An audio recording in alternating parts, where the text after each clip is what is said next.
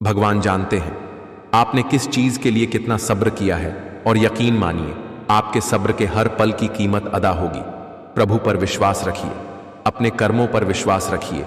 आपके अच्छे कर्म आपको वह सब दिला देंगे जो आपकी किस्मत में लिखा होगा।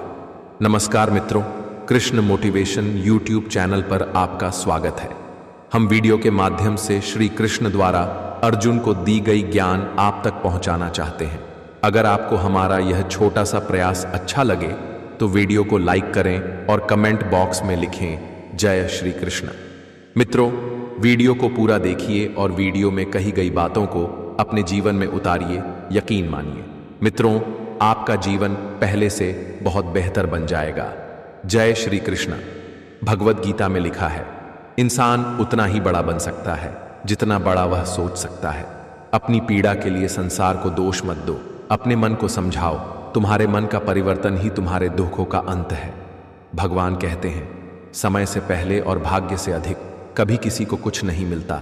भगवद गीता में लिखा है, मन अंधा होता है, इसके पास अपना कोई ज्ञान नहीं होता है। मन कुछ नहीं जानता और ना ही सही मार्गदर्शन करता है। इसलिए आप अंधे मन की बातें मानकर जरूरी कामों को टालना बंद कीजिए। आप हमेशा अपनी बुद्धि से काम लीजिए, मन से नहीं, क्योंकि अंधा मन आपको हमेशा जरूरी कामों को करने से रोक देता है।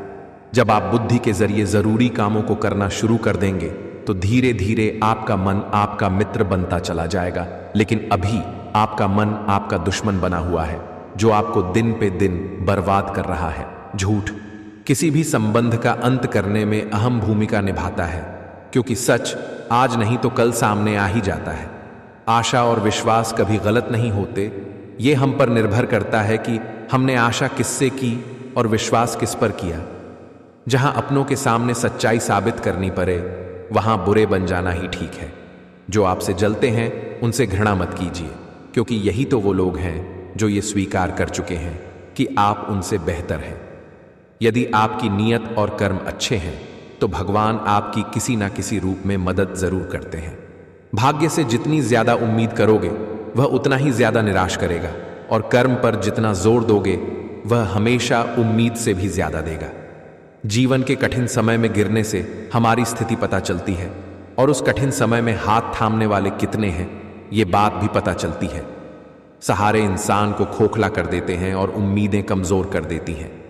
अपनी ताकत के बल पर जीना शुरू कीजिए। आपका खुद से अच्छा साथी और हमदर्द कोई और नहीं हो सकता। विचारों को वश में रखिए, वो तुम्हारे शब्द बनेंगे। शब्दों को वश में रखिए, वो तुम्हारे कर्म बनेंगे। कर्मों को वश में रखिए, वो तुम्हारी आदत बनेंगे। आदतों को वश में रखिए, वो तुम्हारा चरित्र बनेगा। चरित्र को वश में रखिए, वो तुम्हारा भाग्य बनेंगे। सबसे समझदार और स्थिर बुद्धि वाला व्यक्ति वही है जो सफलता मिलने पर अहंकार में नहीं आता और विफलता में गम में नहीं डूब जाता। यदि जगत में प्रत्येक कार्य मनुष्य द्वारा संभव होता तो मेरा अस्तित्व ही नहीं होता। जहां से तुम्हारे प्रयत्नों का अंत होता है वहीं से मेरा अर्थात ईश्वर का कार्य आरंभ होता है। छोटी सोच शंका को जन्म देती है और बड़ी सोच समाधान को। सुनना सीख लो तो सहना सीख जाओगे, और सहना सीख लिया तो रहना सीख जाओगे। श्री कृष्ण कहते हैं, अगर कोई तुम्हें दुखी करे तो बुरा मत मानना, क्योंकि लोग उसी पर पत्थर मारते हैं जिस पेड़ पर ज्यादा मीठे फल होते हैं। ईश्वर के हाथों में असंभव भी संभव हो जाता है। अच्छी बातें करने वाला हर इंसान अच्छा नहीं होता, लेकिन अच्छी नियत और अच्छी सोच रखने वाला हर इंसान अच्छा होता है। कहीं ना कहीं कर्मों का डर है, नहीं तो गंगा पर इतनी भीड़ क्यों है। जो कर्म को समझता है उसे धर्म को समझने की जरूरत ही नहीं। पाप शरीर नहीं करता, विचार करते हैं, और गंगा विचारों को नहीं सिर्फ शरीर को धोती है। बहुत अधिक नियम और पाबंदियां दिया मनुष्य की कार्य शक्ति को कुचल देती है। नादान से भी दोस्ती कीजिए, क्योंकि मुसीबत के वक्त समझदार व्यक्ति काम नहीं आता। धैर्य होना अत्यंत आवश्यक है, क्योंकि माली यदि किसी पेड़ को 100 घड़े पानी से भी सींचे तब भी फल तो मौसम आने पर ही लगेगा। शंका का कोई इलाज नहीं, चरित्र का कोई प्रमाण नहीं, मौन से अच्छा कोई साधन नहीं, और शब्द से तीखा कोई बाण नहीं। जब तक आप अच्छा काम करते हैं तब तक चिंता ना करें। कभी कभी हम गलत नहीं होते, पर हमारे पास वो शब्द ही नहीं होते जो हमें सही साबित कर सके। सहने वाला जब अत्याचार सहकर भी मुस्कुरा रहा है तो उस ईसान का बदला भगवान लेते हैं। मन अशांत है और इसे नियंत्रित करना कठिन है, लेकिन अभ्यास से इसे वश में किया जा सकता है। जो होने वाला है वो होकर ही रहता है, और जो नहीं होने वाला वह कभी नहीं होता। ऐसा निश्चय जिनकी बुद्धि में होता है उन्हें चिंता कभी नहीं सताती। परेशानी आए तो ईमानदार रहें, धन आ जाए तो सरल रहें, अधिकार मिलने पर विनम्र रहें और क्रोध आने पर शांत रहें। यही जीवन का प्रबंधन कहलाता है। यदि कोई भरोसा तोड़े तो उसका भी धन्यवाद करे, क्योंकि वह हमें सिखाता है कि भरोसा बहुत सोच समझ कर करना चाहिए। मौन से बड़ा कोई उत्तर नहीं और क्षमा से बड़ा कोई दंड नहीं। जो मानव अपनी निंदा सुन लेने के बाद भी शांत है वह सारे जगत पर विजय प्राप्त कर लेता है। गीता में कहा गया है कि जब सत्य की असत्य से लड़ाई होगी तो सत्य अकेला खड़ा होगा और असत्य की फौज लंबी होगी, क्योंकि असत्य के पीछे मूर्खी का झुंड भी होगा। दूसरों के व्यवहार को, अपने मन की शांति नष्ट करने का अधिकार न दें। आत्मा को न शस्त्र काट सकते हैं, न आग उसे जला सकती है, न पानी उसे भिगो सकता है, न हवा उसे सुखा सकती है। जिंदगी के इस रण में खुद ही कृष्ण और खुद ही अर्जुन बनना पड़ता है। रोज अपना ही सारथी बनकर जीवन की महाभारत को लड़ना पड़ता है। जीवन में यदि खुश रहना है तो अधिक ध्यान उस चीज पर दें जो आपके पास है, उस पर नहीं जो दूसरों के पास है। पानी में गिरने से किसी की जान नहीं जाती। जान तभी जाती है जब तैरना नहीं आता। परिस्थितियां कभी भी समस्या नहीं बनती। समस्या तभी बनती है जब हमें परिस्थितियों से निपटना नहीं आता। जो केवल दया से प्रेरित होकर सेवा करते हैं उन्हें निसंशय सुख की प्राप्ति होती है। किसी भी व्यक्ति से ज्यादा लगाव हानिकारक है, क्योंकि लगाव उम्मीद की ओर ले जाता है और उम्मीद दुख का कारण बनती है। मैं भूतकाल, वर्तमान और भविष्यकाल के सभी जीवों को जानता हूं, लेकिन वास्तविकता में मुझे कोई नहीं जानता है। कर्म का थप्पड़ इतना भारी और भयंकर होता है कि हमारा जमा हुआ पुण्य कब खत्म हो जाए पता भी नहीं चलता। पुण्य खत्म होने पर समर्थ राजा को भी भीख मांगनी पड़ती है। इसीलिए कभी किसी के साथ छल कपट करके किसी की आत्मा को दुखी ना करें। मित्रता आवश्यक है, संबंध भी आवश्यक है, परंतु जीवन की हर कठिन परिस्थिति यह दर्शाती है कि अकेले रहने की कला का आना भी कितना आवश्यक है। भगवान जब कृपा करते हैं तो मनुष्य शरीर देते हैं, और जब ज्यादा कृपा करते हैं तो अपनी भक्ति देते हैं। अहंकार मत कर, किसी को कुछ देकर क्या पता तू दे रहा है या पिछले जन्म का कर्जा चुका रहा है। जो व्यक्ति भावनाओं में उलझ कर रह जाता है उसे कभी बड़ी उपलब्धि हासिल नहीं होती। इसलिए सब बात भूलकर सिर्फ लक्ष्य पर ध्यान दीजिए। जितने बुरे हालात को आप सहते हो, आपकी जीत उतनी ही शानदार होगी। तलाश ना करो, अच्छे इंसान की खुद अच्छे इंसान बन जाओ। शायद तुमसे मिलकर किसी की तलाश पूरी हो जाए। हे अर्जुन, तू सब समय में निरंतर मेरा स्मरण कर और सब कर्मों को मुझ में अर्पण कर, और अंतकरण की शुद्धि के लिए कर्म कर, युद्ध भी कर। इस प्रकार मुझ में अर्पण किए हुए मन बुद्धि से युक्त होकर तू निसंदेह मुझको ही प्राप्त होगा। जो किया है वो अवश्य सामने आएगा। कर्म किसी के सगे नहीं होते। सुख और दुख अपने आप नहीं आते, ये आपके किए हुए कर्मों का फल होता है। जिंदगी में दो लोगों का होना बहुत जरूरी है। एक कृष्ण जो ना लड़े फिर भी जीत पक्की कर दे, दूसरा कर्ण जो हार सामने हो फिर भी साथ ना छोड़े। जब तुम्हारा बुद्धि विभिन्न प्रकार के वचनों को सुनकर विचलित न हो तथा नित्य परमात्मा श्री कृष्ण में स्थिर हो जाएगी, तभी तुम्हें योग की प्राप्ति होगी। इंसान कर्म करने में मनमानी तो कर सकता है, परंतु फल भोगने में नहीं। अकेले खड़े होने का साहस रखो, चाहे पूरी दुनिया आपके विरोध में क्यों ना हो। जिस व्यक्ति के साथ रहने से आपके विचार शुद्ध होने लगे तो यह समझ लेना कि वो कोई सामान्य व्यक्ति नहीं है। बीता हुआ कल जीवन को समझने का एक अच्छा मौका है, और आने वाला कल जीवन को जीने का एक दूसरा मौका। किसी का दुख देखकर तुम्हें भी दुख होता है तो समझ लेना तुम्हारी आत्मा में परमात्मा विराजमान है। आपका व्यक्तित्व नेक है तो भरोसा अपने व्यक्तित्व पर करो। संसार में आप हर किसी के लिए सही नहीं हो सकते। जब जब सत्य की असत्य से लड़ाई होगी, सत्य अकेला ही खड़ा होगा। क्योंकि असत्य के साथ मूर्खी की भीड़ होगी, फिर भी असत्य के सामने सत्य की सदैव विजय होगी। गीता का ज्ञान भुलाकर मानवता सदा ही हारी है। इसलिए संसार में आज भी महाभारत जारी है। कर्म का प्रभाव। कंस को मारने के बाद कृष्ण अपने माता पिता देवकी और वासुदेव को मुक्त करने के लिए जेल गए। देवकी ने कृष्ण से पूछा, प्रिय पुत्र कृष्ण, तुम स्वयं महान भगवान हो, फिर कंस को मारने और हमें मुक्त करने के लिए 14 वर्ष प्रतीक्षा क्यों की? कृष्ण ने उत्तर दिया, आदरणीय माता, आपने मुझे हमारे पिछले जन्म में 14 वर्षों के लिए वन क्यों भेजा? किस कारण से? देवकी ने कहा कि तुम ऐसा क्यों कहते हो कि मैंने तुम्हें वन भेजा? यह असंभव है।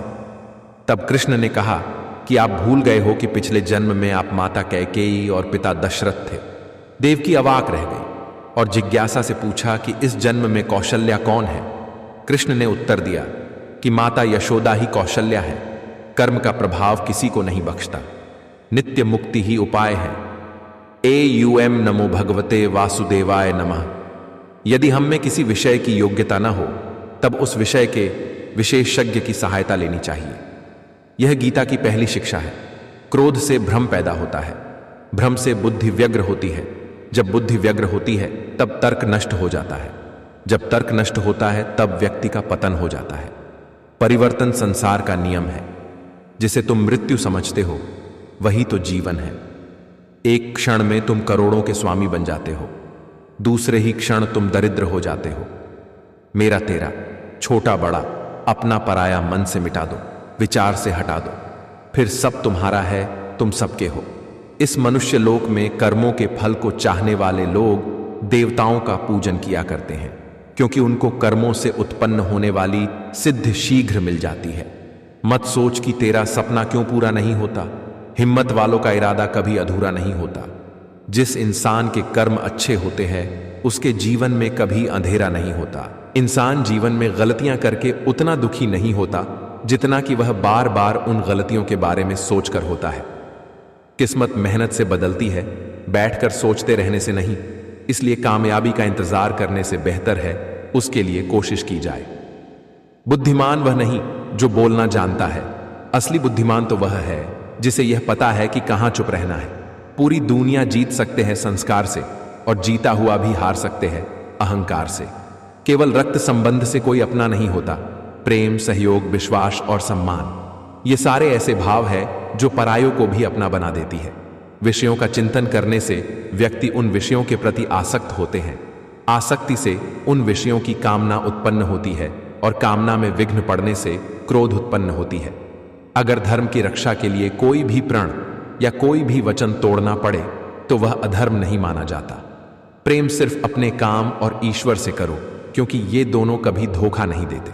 भरोसा यदि कृष्ण पर हो तो वो सिर्फ कृपा ही नहीं करते बल्कि सारथी भी बन जाते हैं। श्री कृष्ण कहते हैं, अपनी पीड़ा के लिए संसार को दोष मत दो, अपने मन को समझाओ। तुम्हारे मन का परिवर्तन ही तुम्हारे दुखों का अंत है। जहां अपनों के सामने सच्चाई साबित करनी पड़े वहां बुरे बन जाना ही ठीक है। जो बदला जा सके उसे बदलिए, जो बदला ना जा सके उसे स्वीकारिए, जो स्वीकारा न जा सके उससे दूर हो जाइए।